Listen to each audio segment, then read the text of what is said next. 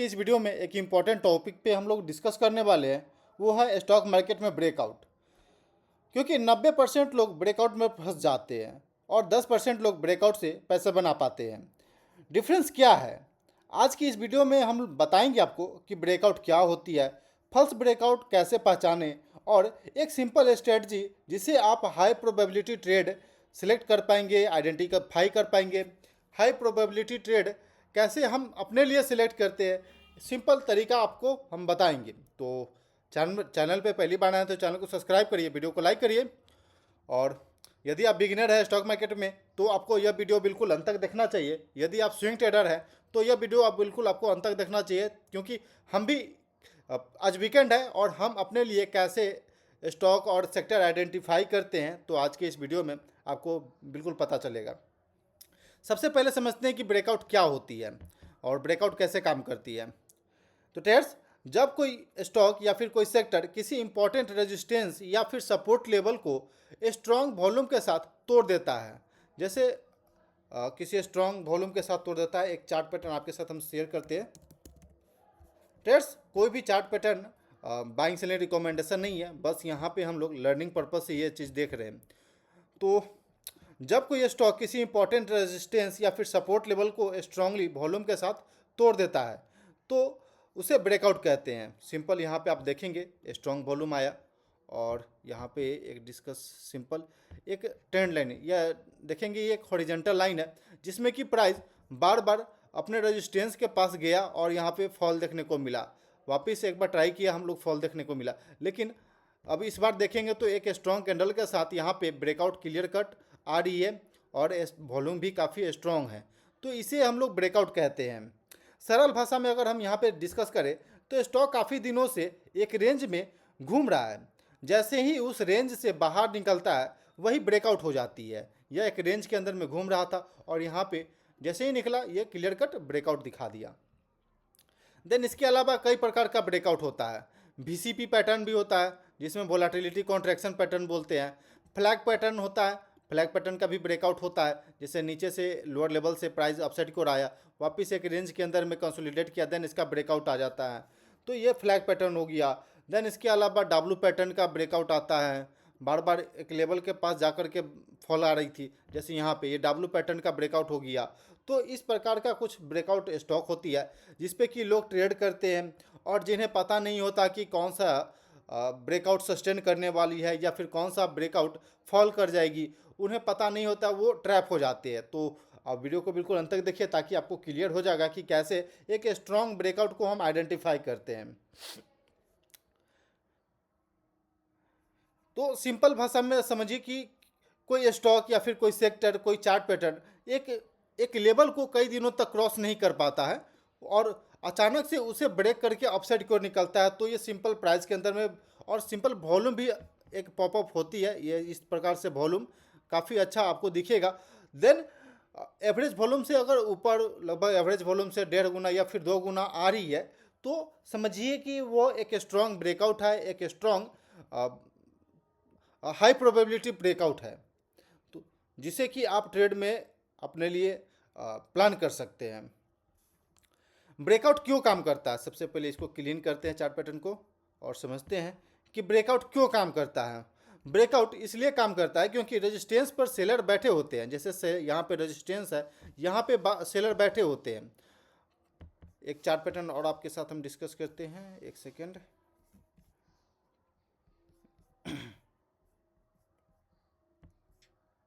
Okay, तो Nifty transport का, ये निफ्टी ट्रांसपोर्ट एंड लॉजिस्टिक का चार्ट पैटर्न देख रहे हैं। आप देख रहे हैं एक रेंज के अंदर में जब भी अपने रेजिस्टेंस के पास जा रहा है सेलर एक्टिव हो जा रहा है, जब भी अपने रेजिस्टेंस के पास जा रहा है तो प्राइस नीचे फॉल करके आ रहा है और सिंपल रेजिस्टेंस के पास जाता है सेलर एक्टिव हो जाता है। बायर इंतजार करते रहता है कन्फर्मेशन का, इसके ऊपर का वेट करते रहता है, जो भी बायर है वो कन्फर्मेशन का वेट करते रहते हैं। एक बार कंफर्मेशन मिलेगा यहाँ पे पोजीशन वो अपना ऐड करना चालू कर देते। जब भी रेजिस्टेंस टूटता है सेलर जो भी सेलिंग कर रहे हैं इस लेवल के आसपास में वो अपना पोजीशन कवर करना शुरू करते हैं। सेलिंग पोजीशन जो भी है वो अपना कवर करना शुरू करते हैं। देन यहाँ पे उनका शॉर्ट कवरिंग भी हो जाता है और नए बायर ऐड हो जाते हैं और यहाँ पे जो भी बायर होते हैं वो एग्रेसिवली इंटर करना शुरू करते हैं जब भी ब्रेकआउट होती है इस लेवल का। तो यहाँ पे एग्रेसिव बायर ऐड होना शुरू हो जाती है और यहाँ से एक स्ट्रॉन्ग मोमेंटम आपको देखने को मिलेगा इस सेक्टर के अंदर में या फिर कोई भी स्टॉक के अंदर में। तो सिंपल ये प्रोसेस होता है ब्रेकआउट का, और ब्रेकआउट इसी प्रकार से काम करता है। लेकिन यहाँ पे कुछ कई बार हो जाती है कि फॉल्स ब्रेकआउट दे देती है। फॉल्स ब्रेकआउट कैसे हो जाती है, जहाँ पे 90% लोग जो है फंस जाते हैं ट्रेड में और वहाँ पे उनका पैसा लूज हो जाता है। तो सबसे पहले समझिए कि फॉल्स ब्रेकआउट क्यों होती है और कैसे होती है। फॉल्स ब्रेकआउट का तब होती है जब प्राइस रेजिस्टेंस तोड़ता है, प्राइस रेजिस्टेंस तोड़ा लेकिन वॉल्यूम वीक है, लोअर लेवल पे वॉल्यूम बहुत वीक है और फिर प्राइस वापस नीचे गिर जाता है। ये सिंपल बुल ट्रैप होती है, एक सिंपल बुल ट्रैप होती है जिससे कि लोग ट्रैप हो जाते हैं मार्केट में। यानी सिंपल अगर हम चार्ट पे डिस्कस करें तो ये मान लीजिए कोई प्राइस फॉल करके लोअर लेवल पे आया और वॉल्यूम भी यहाँ पे दिख रहा है, पॉपअप हो रही है वॉल्यूम, देन प्राइस अपसाइड को निकलने का कोशिश किया लेकिन वापस से सेलर यहाँ पे ऐड हो गया और सेलिंग किया, देन प्राइस वापस फॉल करके लोअर लेवल पे आया। देन यहाँ पे आप देखेंगे इस सपोर्ट लेवल का ब्रेकडाउन आया लेकिन यहाँ पे ब्रेकडाउन जो था वो सस्टेन नहीं कर पाया, अचानक से प्राइस अपसाइड को निकल जाता है। जो भी यहाँ पे सेलर इस लेवल के नीचे स्टॉप लॉस लगा रखे होते हैं उनका स्टॉप लॉस हिट होना शुरू हो जाता है। ये कई बार इसलिए होता है क्योंकि जब हायर टाइम फ्रेम पे आप देखें, जैसे आप इंट्राडे के अंदर में ट्रेड कर रहे हैं तो हायर टाइम फ्रेम पे स्टॉक के अंदर में अप ट्रेंड है और लोअर टाइम फ्रेम पे डाउन ट्रेंड में चल रही है, तो यहाँ पे इस कारण से भी होता है। कई बार ये होती है कि सेक्टर के अंदर में सेक्टर स्ट्रांग है, सेक्टोरल काफ़ी अच्छा है लेकिन स्टॉक डाउन ट्रेंड में जा रही है और अचानक से ब्रेकडाउन देती है और यहाँ पे ये फॉल्स ब्रेकडाउन साबित हो जाता है। कई बार इस प्रकार से होती है कि लोअर लेवल पे डाउन ट्रेंड में स्टॉक जा रही है, ब्रेकडाउन दे रही है लेकिन अचानक से रिजल्ट इसका आया, कुछ न्यूज आया और वहाँ से ये फॉल्स ब्रेकडाउन देकर के प्राइस अपसाइड को निकल जाता है। जो भी इस लेवल के नीचे अपने ब्रेकडाउन पे स्टॉप लॉस रखते हैं उनका स्टॉप लॉस पहले हिट होता है और स्टॉक अपसाइड को निकल जाता है। सेम बिल्कुल उल्टा बाइंग साइड में भी होता है, कोई भी स्टॉक ब्रेकआउट देता है और यहाँ से फॉल कर जाता है। ऐसा इसलिए होता है क्योंकि बहुत सारे लोगों का इधर कहीं स्टॉप लॉस भी रहता है और मान लीजिए कोई सेक्टर है, सेक्टर के अंदर का कोई स्पेसिफिक स्टॉक है वो अपसाइड की ओर जा रही है लेकिन सेक्टर वीक है, तो यहाँ पे जनरली वहाँ पे देखने को मिलता है कि फॉल्स ब्रेकआउट हो रही है। या फिर कोई स्टॉक है जो कि अप ट्रेंड में जा रही है लेकिन अचानक से उसका रिजल्ट कोई ख़राब आ जाती है और आप देखेंगे अचानक से ये फॉल आ जाएगी। या फिर कई बार चीज़ें इस प्रकार से होती है कि ट्रेडर्स ये जो आप मूविंग एवरेज देख रहे हैं, 50 मूविंग एवरेज हो या फिर 200 एज मूविंग एवरेज हो या फिर 20 मूविंग एवरेज, उससे जितना ज़्यादा एक्सटेंडेड हो जाएगा प्राइस तो हाई चांस है कि अपने मूविंग एवरेज के पास आएगा। तो कभी भी ज़्यादा दूर अगर एक्सटेंड कर जाता है प्राइस अपने मूविंग एवरेज से, अपने मीन से, तो आपको वेट करना चाहिए एक रेंज बनने का, अपने प्राइस को अपने मूविंग एवरेज पर सस्टेन करने का एक रेंज बना करके वापस ब्रेकआउट आती है तो आप वहाँ पे प्लान कर सकते हैं, तब जाकर के आप एक स्ट्रॉन्ग ब्रेकआउट को आप आइडेंटिफाई कर पाएंगे। तो ये हाई प्रोबेबिलिटी ट्रेड इसी प्रकार से आपको मिलती है।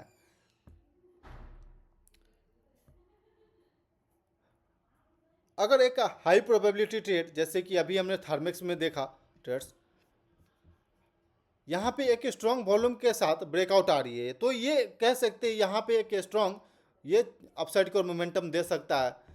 आप देखेंगे पिछली बार जब ही अपने रेजिस्टेंस के पास गया तो एक स्ट्रॉन्ग फॉलिंग देखने को मिला लेकिन जब वापस अपने रेजिस्टेंस के पास आया और एक स्ट्रॉन्ग कैंडल के साथ ब्रेकआउट आया तो ये क्लियर कट दिख रहा है कि वॉल्यूम भी लगभग प्रीवियस अपने एवरेज वॉल्यूम से 1.5 गुना और 2 गुना है। तो यहाँ पे ये कह सकते हैं कि अब एक स्ट्रॉन्ग और हाई प्रोबेबिलिटी ट्रेड यहाँ आपको मिल सकता है।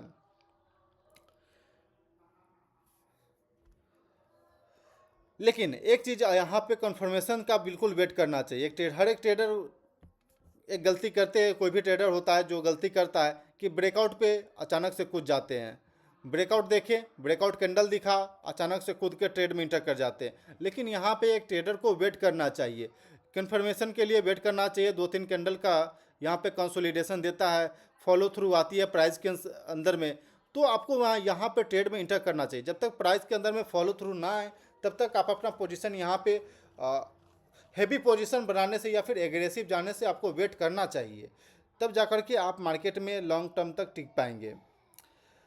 स्टॉप लॉस कहाँ रखे, लोगों का यहाँ पे रहता है कि स्टॉप लॉस कहाँ रखे। ब्रेकआउट तो आइडेंटिफाई हम कर लिए, एक स्ट्रांग ब्रेकआउट हमको मिल गया, लेकिन सबसे इंपॉर्टेंट स्टॉप लॉस होता है, क्योंकि स्टॉप लॉस आपको पता नहीं रहेगा तो फिर यदि आप स्विंग ट्रेडर है तो आप कैसे लॉन्ग टर्म ट्रेडर बन जाएंगे आपको पता भी नहीं चलेगा। तो आपको पहले पता होना चाहिए कि स्टॉप लॉस कहाँ रखें। सिंपल स्टॉप लॉस का एक तरीका होता है, सिंपल स्विंग लो के नीचे आप अपना स्टॉप लॉस रखिए, जो कि ज़्यादा अच्छा रहता है। या तो ब्रेकआउट कैंडल के लो के पास स्टॉप लॉस रखिए, यदि आप एग्रेसिव रहते हैं तो ब्रेकआउट कैंडल के लो स्टॉप लॉस रखिए। या फिर जब आप चाहते हैं थोड़ा सा डिफेंसिव रहना, आप चाहते हैं कि मेरा जल्दी स्टॉप लॉस ना हिट हो, तो आपको ये जो स्विंग लो है उसके नीचे आपका स्टॉप लॉस रहना चाहिए। तो ये दो तरीका है स्टॉप लॉस रखने का, जिससे कि आप अपने ट्रेड को अच्छा से मैनेज कर पाएंगे और एक अच्छा रिस्क रिवार्ड भी आप अपने लिए यहाँ पे बना पाएंगे। देन इसके अलावा आप 1:2 का ट्रेड प्लान कर सकते हैं। सिंपल, आप मान लीजिए इधर कहीं आप इंटर किए होंगे, स्टॉप लॉस इस ब्रेकआउट कैंडल का लो रहेगा, देन उसके अलावा आप इधर कहीं का टारगेट 1:2 में आप प्लान कर सकते हैं। तो आई थिंक कि आपको क्लियर हो गया होगा कि कैसे एक ब्रेकआउट स्टॉक को हम आइडेंटिफाई करते हैं। अब चलते हैं ट्रेड्स, क्योंकि कोई भी सेक्टर, कोई भी स्टॉक अभी के समय में ब्रेकआउट आ रहा हो या फिर रेंज के अंदर में ट्रेड कर रहा है, उसे हम आइडेंटिफाई करते हैं और एक बार के लिए अपने जो प्रोसेस है स्टॉक सिलेक्शन के पीछे का, हम यहाँ पे आइडेंटिफाई करके आपको दिखाते हैं कि कैसे हम अपने लिए स्टॉक सिलेक्ट करते हैं। एक सेकेंड, सॉरी। जो भी इंडियन इंडाइसेस के अंदर में यहाँ पे लिस्टेड है उसे हमने investing.com में ऐड कर लिया चार्ट पैटर्न एनालिसिस के लिए, और यहाँ पे बारी बारी से हम हर एक स्टॉक को और सेक्टर को यहाँ पे हम देखेंगे, ताकि हम आइडेंटिफाई कर पाए कि कहाँ पे हमें पोजीशन बिल्ड करना चाहिए और नेक्स्ट वीक के लिए हमें कहाँ पे फोकस रखना चाहिए। तो आप ये सिल्वर का चार्ट देख रहे हैं, और सिल्वर में आप देखेंगे तो काफ़ी अच्छा अपसाइड को मोमेंटम आया, देन एक रेंज बना रही है, और इस रेंज के बीच में थोड़ा सा और समय देते हैं, एक रेंज क्रिएट करने देते हैं, देन उस रेंज का ब्रेकआउट आती है तो फिर हम प्लान कर सकते हैं सिल्वर में। लेकिन ज़्यादातर लोग सिल्वर और गोल्ड की तरफ जा रहे थे, कमोडिटी की तरफ जा रहे थे, क्योंकि काफ़ी अच्छा यहाँ पे रिटर्न देखने को मिला है शॉर्ट टर्म में। आप देखेंगे ट्रेस तो ये गोल्ड का चार्ट आपको दिख रहा है, गोल्ड के चार्ट में आप देखेंगे तो ये स्विंग हाई का ब्रेकआउट देने जा रहा है। तो ब्रेकआउट पे अभी जस्ट हमने बात किया कि ब्रेकआउट पे ट्रेड लेना, लेकिन ब्रेकआउट पे हमको वेट भी करना है कि प्राइस के अंदर में फॉलो थ्रू आ रही है या नहीं आ रही है, या फिर प्राइस फॉल कर जाएगी। तो हमें बिल्कुल कन्फर्मेशन का वेट करना चाहिए। अभी हमें यहाँ पे कुछ नहीं दिख रहा है, काफ़ी ज़्यादा एक्सटेंडेड हो चुका है, काफ़ी ज़्यादा हाइक चल रहा है गोल्ड और सिल्वर को लेकर के, तो थोड़ा सा हम यहाँ पे बचने का कोशिश करेंगे। ट्रेड्स, जैसा कि आप मेरे पुराने व्यूअर होंगे तो आपको क्लियर होगा कि हम ज़्यादातर ऐसे सेक्टर या फिर ऐसे स्टॉक को आइडेंटिफाई करते हैं जो अपने ऑल टाइम हाई के आसपास कहीं हो, एक रेंज का फॉर्मेशन कर रहा हो मूविंग एवरेज के आसपास में, बीसीपी पैटर्न का फॉर्मेशन कर रहा हो। तो इस तरह का सेक्टर, इस तरह का स्टॉक हम ज़्यादा प्रेफर करते हैं अपने लिए, और एक स्ट्रॉन्ग कैंडल का ब्रेकआउट आया हो। लेकिन यहाँ पे आप देखेंगे शार्पली एक डाउन साइड की ओर फॉलिंग आया, लेकिन वापस अभी हम लोग वी शेप रिकवरी दिए, लेकिन वापस से अपने रेजिस्टेंस के पास गया तो एक सेलिंग प्रेशर देखने को मिला। तो अभी हम वेट करेंगे यहाँ पे 16,400 के लेवल को ब्रेकआउट देने का। अगर 16,400 का लेवल का ब्रेकआउट आती है या फिर एक रेंज के बाद अपसाइड की ओर मोमेंटम आती है तो फिर हम यहाँ पे कोशिश करेंगे, लेकिन अभी फ़िलहाल अभी हम रोकेंगे। ये निफ्टी आईपीओ का चार्ट देख रहे हैं जो कि क्लियर कट डाउन ट्रेंड में दिख रही है, प्राइस एक्शन बहुत पुअर है, तो हमें ऐसा प्राइस एक्शन नहीं चाहिए। निफ्टी हाउसिंग है, निफ्टी हाउसिंग के अंदर में देखेंगे ट्रेडर्स तो यहाँ पे एक रेंज बनाया, रेंज का ब्रेकआउट आया, वापस से यहाँ पे एक रेजिस्टेंस को हम लोग फॉलो कर रहे थे और उसका ब्रेकआउट आया, लेकिन वापस से प्रीवियस डे पे काफ़ी स्ट्रॉन्ग सेलिंग देखने को मिला, देन वापस से एक बार हम लोग रिकवर कर गए हैं। तो यहाँ पे हम सस्टेन कर पा रहे या नहीं कर पा रहे ये देखनी है, लेकिन ये एक स्ट्रॉन्ग सेक्टर हमारे लिए साबित हो रहा है, ये एक स्ट्रॉन्ग प्राइस एक्शन हमारे लिए दिख रहा है। तो ट्रेड्स निफ्टी हाउसिंग है, इसे आप ध्यान रखिएगा। Nifty core housing clear cut lower high lower लो बन रहा है, तो हमें यहाँ पे अवॉइड करना चाहिए। निफ्टी मोबिलिटी के अंदर में देखेंगे तो एक रेंज के अंदर में प्राइस ट्रेड कर रहा है, तो इस रेंज का ब्रेकआउट आने तक का हमको वेट करना चाहिए। एक ब्रेकआउट आती है तो फिर यहाँ पे हम प्लान कर सकते हैं। Nifty India new age consumption है जो कि क्लियर कट डाउन ट्रेंड में दिख रहा है, लोअर हाई लोअर लो बनते हुए, तो वीक है। Nifty EV and new age automotive अभी रेजिस्टेंस का ब्रेकआउट नहीं आया, तो अभी हमें वेट करना चाहिए। कैपिटल मार्केट काफ़ी अच्छा अपसाइड की ओर आया था, लेकिन वापस से फॉल करके नीचे आया। कैपिटल मार्केट में फॉल्स ब्रेकआउट देने का पीछे एक रीज़न है, अभी जस्ट हमने बात किया फॉल्स ब्रेकआउट। तो एक बार हम यहाँ पे चार्ट खोलते हैं, एक सेकेंड। निफ्टी इंडिया कैपिटल सी,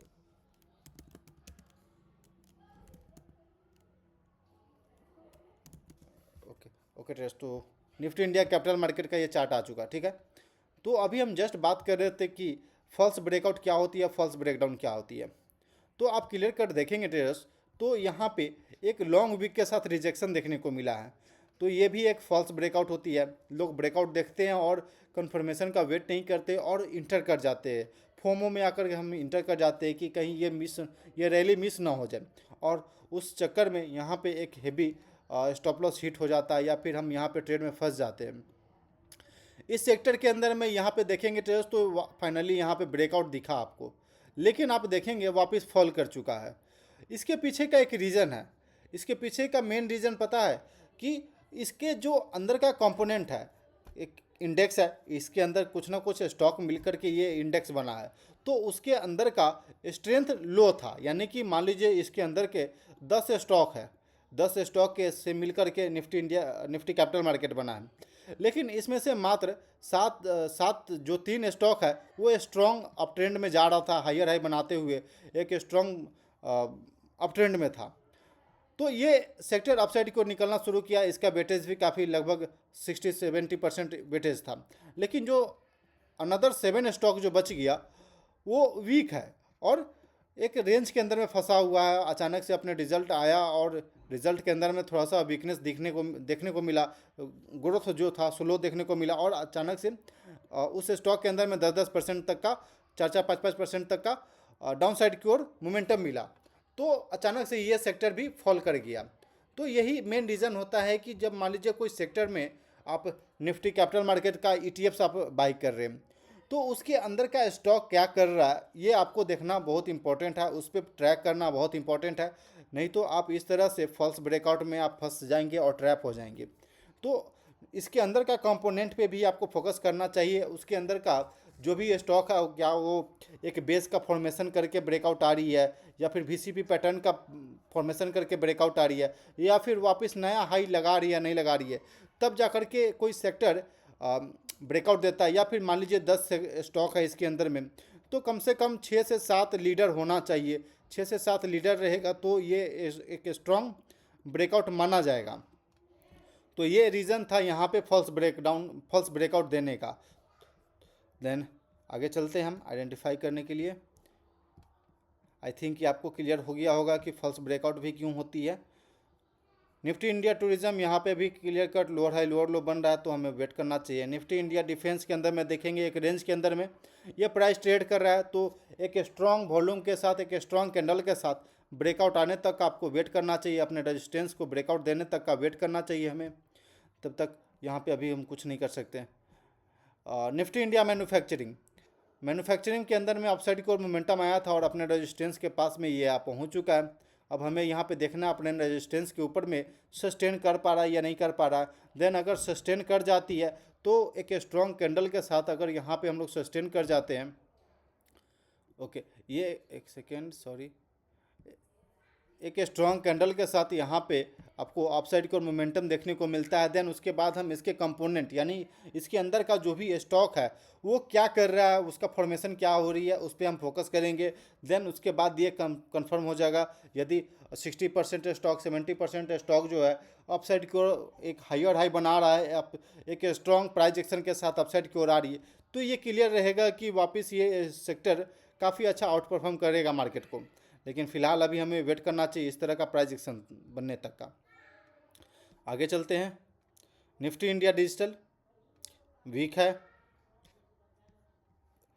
Nifty PSE sorry, Nifty PSE का ये चार्ट देख रहे हैं, एक रेंज के अंदर में काफ़ी दिनों से हम लोग कंसोलिडेट कर रहे थे और एक स्ट्रॉन्ग कैंडल के साथ यहाँ पे क्लियर कट दिख रहा है ट्रेडर्स की एक ब्रेकआउट आया। ब्रेकआउट के बाद ये क्लियर कट दिख रहा है कि फॉलो थ्रू आ रही है प्राइस में, और यहाँ पे कंफर्मेशन और डिमांड का रीटेस्ट हो चुका है।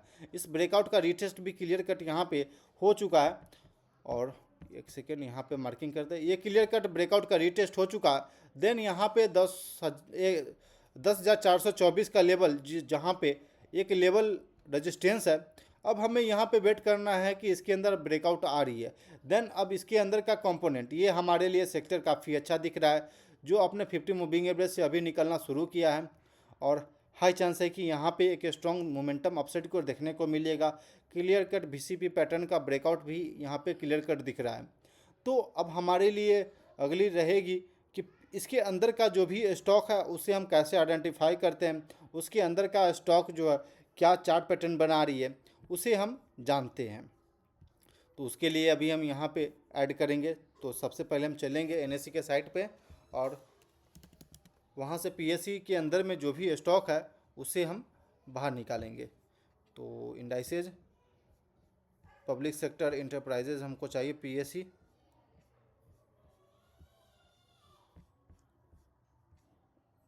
ओके CPSE है, नीचे चलते। ओके टेस्ट, तो यहाँ पे PSE मिल गया हमें। निफ्टी PSE को हम ओपन करते हैं और इसके अंदर में जो भी स्टॉक है उसे हम पहले डाउनलोडिंग करते हैं। Okay allow. तो अब हम इसे एक्सेल में खोलेंगे, बस छोटा सा हम एक्सेल में काम करेंगे। यहाँ पे हमें ऐड करना होगा, ऐड कॉलम बिफोर कुछ यहाँ पे लिख देंगे। ठीक, फार्मूला लगाएंगे ट्रेड्स एक equal to A3 and semicolon comma semicolon enter. तो कुछ नॉर्मल सा चेंज होता है, कोमा आ जाती है। इसको हम यहाँ से इसको पूरा कर देंगे, इसको कॉपी करेंगे यहाँ से। देन इसे हम ट्रेडिंग व्यू में यहाँ पे पेस्ट करेंगे। तो जो भी वहाँ पे स्टॉक होगा वो यहाँ पे आ जाएगी। तो ट्रेड्स जो भी निफ्टी इंडिया CPSE के अंदर में स्टॉक था यहाँ पे आ चुका है और यहाँ पे हम लोग बारी बारी से एनालिसिस करेंगे। तो आप IRCTC का चार्ट देख रहे हैं ट्रेड्स। IRCTC के अंदर में ब्रेकआउट सिंपल दिख रहा है यहाँ पे। एक यहाँ पे हम मूविंग एवरेज लगाएंगे 50 moving average. 50 moving average trade short term trend बताती है। तो यहाँ पे आप देखेंगे अभी ये बार बार जब भी अपने 50 मूविंग एवरेज के पास में आ रही है तो एक सेलिंग प्रेशर देखने को मिल रहा है। 50 मूविंग एवरेज का रेजिस्टेंस फेस कर रहा है और यहाँ पे back to back selling pressure देखने को मिल रहा है। लेकिन इस बार देखेंगे ट्रेडर्स तो यहाँ पे एक ट्रेंड का चेंज हुआ है, क्लियर कट इस ट्रेंड का चेंज हुआ है और प्राइस वॉल्यूम के साथ ब्रेकआउट आया, इस रेजिस्टेंस लेवल का ब्रेकआउट दिया, प्राइस 50 मूविंग एवरेज के ऊपर आकर के क्लोजिंग दिया है। तो अब यहाँ पे देखना है ट्रेडर्स कि यहाँ पे हम लोग 50 मूविंग एवरेज के ऊपर सस्टेन कर पा रहे या नहीं कर पा रहे, प्राइस के अंदर में फॉलो थ्रू आ रहा है या नहीं आ रहा है। अगर बाइंग साइड की ओर फॉलो थ्रू आती है तो फिर वापस ये कंफर्म हो जाएगा कि ये एक स्ट्रॉन्ग ब्रेकआउट था और यहाँ पे अगर हो सकता है एक बार के लिए हम यहाँ पे डिमांड को टेस्ट करते हैं और वापस अपसाइड को निकलते हैं तो ये क्लियर कंफर्म रहेगा कि एक अपसाइड को मोमेंटम यहाँ से आएगा और ये ट्रेंड चेंज हो चुका है। लेकिन फ़िलहाल अभी हमारे लिए स्ट्रॉन्ग है तो अभी हमें यहाँ पे वेट करना चाहिए। NTPC के अंदर में देखेंगे ट्रेड्स तो आप देखेंगे क्लियर कट एक बेस का पहला फॉर्मेशन हुआ, जैसा अभी जस्ट यहाँ पे हमने देखा IRCTC के अंदर में। सेम यहाँ पे आप देखेंगे 50 मूविंग एवरेज के ऊपर प्राइस आया और काफ़ी स्ट्रॉन्ग फॉलो थ्रू आया। देन उसके बाद हम लोग रिटेस्ट किए 50 मूविंग एवरेज का और प्राइस आप देखेंगे एक रेंज का फॉर्मेशन हुआ। देन वापस से ब्रेकआउट दे करके एक स्ट्रॉन्ग कैंडल के साथ हम लोग अपसाइड की ओर जा रहे हैं और एक स्ट्रॉन्ग वॉल्यूम के साथ अपसाइड की ओर जा रहे हैं। लेकिन ट्रेड्स हम यहाँ पे ट्रेड अभी नहीं बनाएंगे, अभी हम यहाँ पे ट्रेड में इंटर नहीं कर जाएंगे। स्ट्रॉन्ग चार्ट पैटर्न दिख रहा है लेकिन अपने अभी हम जस्ट हमने बात किया कि अपने मूविंग एवरेज से अगर ज़्यादा एक्सटेंड कर चुका है तो हमें वहाँ पे वेट करना चाहिए अपने मूविंग एवरेज के पास आने का। जैसे कि यहाँ पे अपने मूविंग एवरेज से काफ़ी ज़्यादा एक्सटेंड कर चुका था, प्राइस वापस से फॉलो करके अपने मूविंग एवरेज पे आया और देन उसके बाद वापस से अपसाइड की ओर गया। तो क्लियर कट वापस ये पैटर्न फिर से बनेगा। इस प्रकार का पैटर्न वापस बार बार रिपीट होता है मार्केट में, तो आपको इस बात पे ध्यान रखना चाहिए। ये नो डाउट कि यहाँ पे स्ट्रॉन्ग वॉल्यूम के साथ ब्रेकआउट आई है, ब्रेकआउट लेवल का ब्रेकआउट कैंडल का लो आपका स्टॉप लॉस रह सकता है, लेकिन हाई चांस रहेगा कि वापस ये फॉल करके अपने 50 मूविंग एवरेज के पास आ सकता है। तो इस बात को ध्यान में रखना चाहिए आपको और इस तरह का प्राइस एक्शन को आपको फॉलो करना चाहिए जहाँ पे कि एक रेंज बना हो, रेंज के बाद ब्रेकआउट आया हो, जैसे यहाँ पे रेंज का बाद ब्रेकआउट, वापस रेंज के बाद ब्रेकआउट, वापस एक रेंज के बाद ब्रेकआउट, जो हम लोग समझते हैं, जो हम लोग सुनते हैं कि स्टेज ब्रेकआउट आ रही है, तो ये क्लियर कट स्टेज ब्रेकआउट यहाँ पे दिख रहा है। वापस चलते आगे, ये कोल इंडिया का चार्ट आप देख रहे हैं ट्रेड्स, उसी पीएससी सेक्टर में, पब्लिक सेक्टर इंटरप्राइजेज में। तो आप देखेंगे क्लियर कट एक बेस का फॉर्मेशन हुआ, प्राइस डाउनसाइड की ओर आ रही थी, फॉल करके एक स्ट्रॉन्ग फॉलिंग देखने को मिला था इस स्टॉक में। देन उसके बाद एक लोअर लेवल पे बेस का फॉर्मेशन होता है, बेस के फॉर्मेशन के बाद ब्रेकआउट आती है कि strong candle, strong volume 50 moving average के ऊपर, और देन उसके बाद वापस से प्राइस एक्सटेंड कर जाता है अपने मूविंग एवरेज से। मान लीजिए यहाँ पे आप इंटर कर जाते इस ब्रेकआउट पे, और इस ब्रेकआउट कैंडल के बाद से आप देखेंगे प्राइस वापस फॉल करके आ चुका है। तो आपको कभी भी अपने 50 मूविंग एवरेज के पास में ही एंट्री का प्लान करना चाहिए। जैसे कि यहाँ पे आप देख सकते हैं 50 मूविंग एवरेज के पास में आया, वापस से अपसाइड को निकल रहा है और स्ट्रॉन्ग कैंडल का फॉर्मेशन हो रही है, यानी क्लियर कट डिमांड है इस स्टॉक में। वॉल्यूम का फॉर्मेशन देखेंगे तो काफ़ी स्ट्रॉन्ग डिमांड है। तो सिंपल आपको स्विंग लो के नीचे आपका स्टॉप लॉस रहेगा, देन आप यहाँ पे इंटर कर सकते हैं ट्रेड्स। तो ये हमारे लिए काफ़ी अच्छा है और अभी हम इसमें प्लान कर सकते हैं ट्रेड के लिए। तो ये हमारे लिए बहुत ही अच्छा चार्ट पैटर्न है। आगे चलते हैं, रेल विकास निगम आरबीएनएल के अंदर में देखेंगे ट्रेड्स, तो यहाँ भी एक लोअर लेवल पे price back to back down side की ओर आ रही है, लेकिन एक लोअर लेवल पे सपोर्ट जो है इसको रिस्पेक्ट कर रहा है। जब ये प्राइस इस सपोर्ट के जोन में आ रही है जहाँ पे डिमांड क्रिएट हो रहा है स्टॉक के अंदर में, काफ़ी स्ट्रॉन्ग बाइंग जनरेट हो रही है, देन यहाँ भी देखेंगे काफ़ी स्ट्रॉन्ग बाइंग जनरेट हुआ, देन वापस से अभी हम लोग इसी लेवल के आसपास आ चुके हैं। तो अभी हमें वेट करना चाहिए ट्रेड्स, इस स्टॉक के अंदर में अभी हमें वेट करना चाहिए एक रेंज का फॉर्मेशन होता है।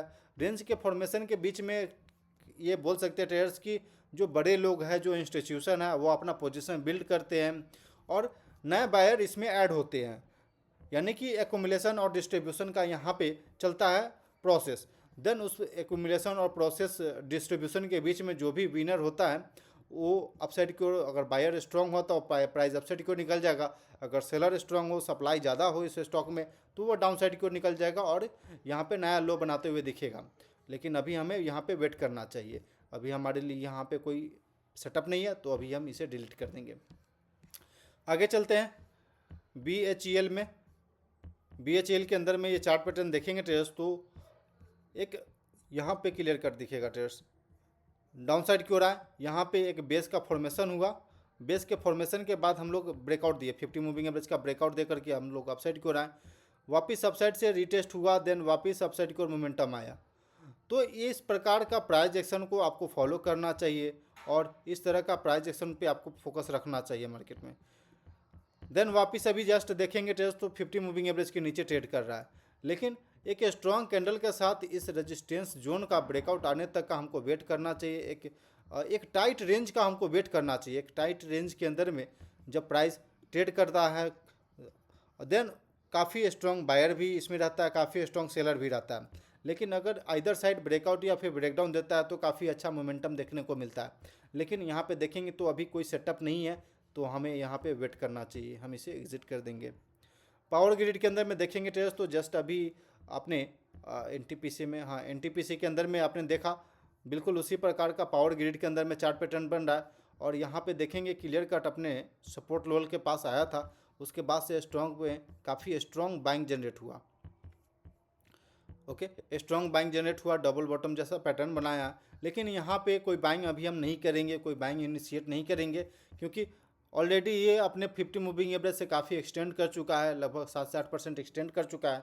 और यहाँ पे कोई बाइंग का यहाँ पे कोई सेटअप नहीं है।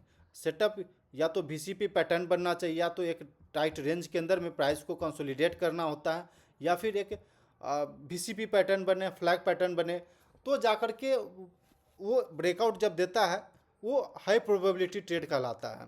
तो हमें यहाँ पे वेट करना चाहिए, अभी कुछ नहीं, यहाँ पे डिलीट कर देते हैं। आगे चलते हैं, ऑयल एंड गैस के अंदर में देखेंगे ONGC है ये। ONGC के अंदर में देखेंगे तो ट्रेड्स काफ़ी अच्छा ही यहाँ पे रेंज बनाया, रेंज का ये ब्रेकआउट आया, ब्रेकआउट के बाद काफ़ी स्ट्रॉन्ग वॉल्यूम, काफ़ी स्ट्रॉन्ग कैंडल के साथ अपसाइड को मोमेंटम आया। ट्रेड्स कभी भी जब इस तरह से आपको दिखे तो प्राइस के कॉन्टेक्स्ट में वॉल्यूम को भी पढ़िए और उसके साथ आप ट्रेड में इंटर करेंगे, ट्रेड को प्लान करेंगे तो काफ़ी अच्छा आपको प्रोबेबिलिटी मिलेगा। देन यहाँ पे ट्रेडर्स देखेंगे तो ये 50 मूविंग एवरेज से अपसाइड की ओर एक्सटेंड कर चुका है। एक्सटेंड यानी कि लगभग 8% अपसाइड की ओर मोमेंटम दे चुका है। तो अभी हमें वेट करना चाहिए, यहाँ एक बार रिटेस्ट तक का वेट करना चाहिए। जैसे देखेंगे ट्रेडर्स तो यहाँ पे इस ब्रेकआउट जोन का यहाँ पे रिटेस्ट कन्फर्म हो चुका है। देन रिटेस्ट करने के बाद यहाँ पे एक रेंज के अंदर में प्राइस ट्रेड कर रहा है। तो यहाँ पे कुछ दिन और यहाँ पे प्राइस ट्रेड करता है और ब्रेकआउट आती है तो सिंपल हम इस ब्रेकआउट पे बाई कर सकते हैं और इस रेंज के लोअर लेवल का हम स्टॉप लॉस मान सकते हैं। देन हम इंटर कर सकते हैं स्ट्रेट में प्रॉपर रिस्क रिवार्ड को फॉलो करते हुए। तो हमारे लिए ONGC का चार्ट काफ़ी स्ट्रॉन्ग है, हमें अपने वॉच लिस्ट में से ऐड करके रखना चाहिए। वापस PFC का चार्ट देख रहे हैं, पावर फाइनेंस कॉर्पोरेशन। देन यहाँ पे देखेंगे तो एक रेंज का डाउनसाइड की ओर ब्रेकडाउन आया था, ठीक है। ब्रेकडाउन आने के बाद ट्रेडर्स सस्टेन नहीं कर पाए लोअर लेवल पे और यहाँ से ब्रेकआउट देकर के अपसाइड की ओर चलना शुरू किए। ये 50 मूविंग एवरेज के ऊपर हम लोग एक रेंज बनाए, रेंज का ब्रेकआउट आया, वापस रिटेस्ट हुआ, देन हम लोग वापस से अपसाइड की ओर एक रेंज बना रहे हैं। ये रेंज बनेगा और वापस 50 मूविंग एवरेज को टेस्ट करेगा, देन हाई चांस है कि वापस अपसाइड की ओर निकलेगा। तो यहाँ पे आपको फोकस रखना चाहिए, ये एक अच्छा रिस्क रिवार्ड के साथ आपको ट्रेड मिल सकता है। BEL के अंदर में देखेंगे ट्रेड्स तो ये कि काफ़ी अच्छा लॉन्ग कंसोलिडेशन के बाद ब्रेकआउट आया, एक स्ट्रॉन्ग कैंडल के साथ स्ट्रॉन्ग वॉल्यूम के साथ ब्रेकआउट आया और वापस ये डिमांड को टेस्ट कर रहा अभी फ़िलहाल, अभी डिमांड को टेस्ट कर रहा, एक रेंज बनता है और रेंज का ब्रेकआउट आती है। तो यहाँ पे आपको एक प्रॉपर रिस्क रिवार्ड भी मिलेगा, प्रॉपर आपको यह हाई कन्फर्मेशन ट्रेड भी मिलेगा, हाई प्रोबेबिलिटी ट्रेड भी मिलेगा। तो यहाँ पे ब्रेकआउट का वेट करना चाहिए, हम यहाँ पे वॉच करेंगे अभी ट्रेड्स। तो आगे चलते हैं। सिंपल यहाँ पे एक रेंज का ब्रेकआउट आया, वापस से रेंज का ब्रेकआउट आया, 50 मूविंग एवरेज के ऊपर प्राइस जब भी आ रही है एक स्ट्रॉन्ग बाइंग जनरेट हो रहा है, क्लियर कट यहाँ पे दिख रहा है ट्रेड्स। देन वापस से हम लोग उसी जोन के आसपास आ चुके हैं और 50 मूविंग एवरेज के आसपास कहीं हम लोग रीटेस्ट कर रहे हैं, एक टाइट रेंज बन रहा है। देन वापस से एक स्ट्रॉन्ग कैंडल के साथ अपसाइड की ओर मोमेंटम आती है, ब्रेकआउट आती है। तो ये क्लियर कट कह सकते हैं कि यहाँ पे वापस अपसाइड की ओर एक बाइंग जनरेट होगा। तो सिंपल प्रोसेस के थ्रू ट्रेड्स हम लोग यहाँ पे आइडेंटिफाई करते हैं कि कैसे एक वीक स्टॉक है या फिर कैसे स्ट्रॉन्ग स्टॉक को हम आइडेंटिफाई करते हैं। आपको अगला चार्ट पैटर्न दिखाते हैं, HAL है, हिंदुस्तान एरोनॉटिक्स के अंदर में देखेंगे ट्रेड्स तो यहाँ पे अपसाइड का मोमेंटम था, लेकिन अब जा करके हम लोग यहाँ पे वीक हो चुके हैं और डाउन ट्रेंड में यहाँ पे आ चुके हैं, लोअर हाई लोअर लो बना रहा है। तो ये clear cut lower high lower लो बन रहा है, यानी कि वीक स्टॉक है। तो हमें अपने वॉच लिस्ट में भी नहीं रखना चाहिए, एग्जिट करना चाहिए। तो ट्रेड्स आई थिंक कि आपको क्लियर हो गया होगा कि कैसे हम ब्रेकआउट को आइडेंटिफाई करते हैं, कौन सा ब्रेकआउट स्ट्रांग होता है, कौन सा ब्रेकआउट आपको ट्रेड करना चाहिए, कहाँ पे रिस्क रिवार्ड एक प्रॉपर रिस्क रिवार्ड आपको मिल सकता है। और ये बिल्कुल पावरफुल सेटअप है एक ब्रेकआउट ट्रेडर के लिए, एक स्विंग ट्रेडर के लिए, एक बिगिनर के लिए। और इस प्राइस एक्शन को फॉलो करके आप मार्केट में काफ़ी अच्छा ट्रेड कर सकते हैं, एक प्रॉपर रिस्क रिवार्ड के साथ हाई प्रोबेबिलिटी ट्रेड आप कर सकते हैं। तो ट्रेडर्स आई थिंक कि आपको ये वीडियो यूजफुल लगा हो, लर्निंग वाला लगा हो, कैसा लगा कमेंट सेक्शन में ज़रूर बताइएगा। और हम सिंपल प्रोसेस के थ्रू अपने लिए सेक्टर को आइडेंटिफाई कर पाते हैं, सेक्टर रोटेशन हम पकड़ पाते हैं, स्टॉक के अंदर में बाइंग आ रही है फिर या फिर सप्लाई आ रही है, डिमांड आ रही है, इसे हम आइडेंटिफाई करते हैं। तो कैसा लगा ये प्रोसेस कमेंट सेक्शन में ज़रूर बताइएगा। अच्छा लगे अपने दोस्तों तक ज़रूर शेयर करिए। मिलते हैं फिर कल के दिन लाइव में, तब तक के लिए धन्यवाद।